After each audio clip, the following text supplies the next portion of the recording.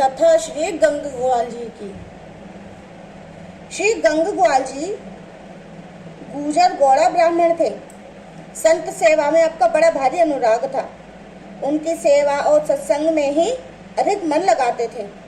इनका यह स्वभाव बड़े भाई को अच्छा नहीं लगता था। संत सेवा में अन्न धन का व्यय उन्हें असह्य था।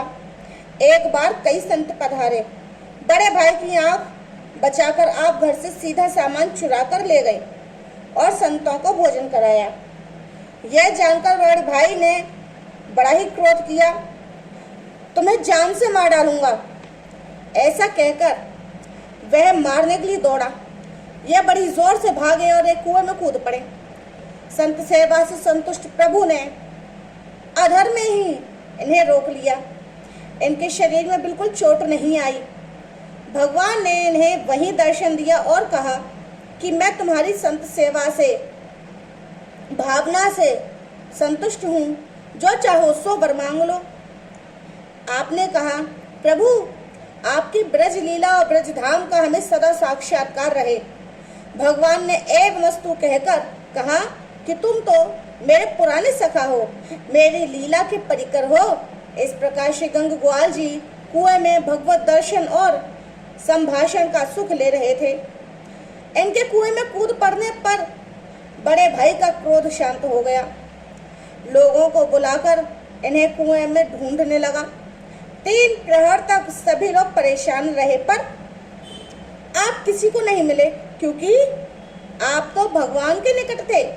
भगवान ने इन्हें सब प्रकार से संतुष्ट करके कुएं से उछाल दिया तो आप झट बाहर आ गए। आपके शरीर में अपार तेज, मन में परम संतोष था। बड़े भाई के प्रति इन्होंने स्नेह और कृतज्ञता व्यक्त की। इनके इस चमत्कार से घर के भाई आदि सभी भक्त हो गए और संत सेवा करने लगे। आप निर्द्वंद होकर ब्रज महिमा और लीलाओं का गान करने लगे तथा पूर्व दृष्ट रूप के ध्यान में सदा मग्न रहने लगे। एक बार दिल्ली का बादशाह श्री वृंदावन आया। उसने इच्छा की कि कोई हमें सारंग राग सुनाए। लोगों ने कहा, वर्तमान समय में सारंग राग के सर्वश्रेष्ठ गायक श्री गंगग्वाल जी हैं। बादशाह की आज्ञा से सिपाही लोग बुलाने आए, परंतु आपने अस्वीकार कर दिया। तब वे जबरदस्ती आपको पकड़ कर ले आए। उस समय आपके साथ वल्लभ नाम के एक गायक और भी थे। दोनों ने स्वर मिलाकर सारंग राग का आलाप किया और उस समय राग का रंग सर्वत्र व्याप्त हो गया। बादशाह के समेत सभी लोग बहुत ही प्रसन्न हुए। लोगों के नेत्रों से आंसुओं की धारा बह चली।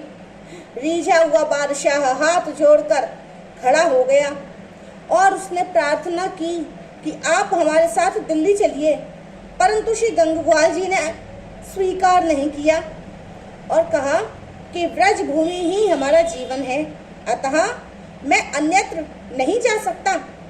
अंत में बादशाह आपको नजर कैद करके अपने साथ दिल्ली लाया। वहां आने पर भक्तवशी हरिदास जी तुंवर ने आपको छुड़वा दिया। तब आप पुनः ब्रज भूमि में आ गए। मरे हुए को जैसे प्राणों का लाभ हुआ हो, ऐसी प्रसन्नता आपको हुई।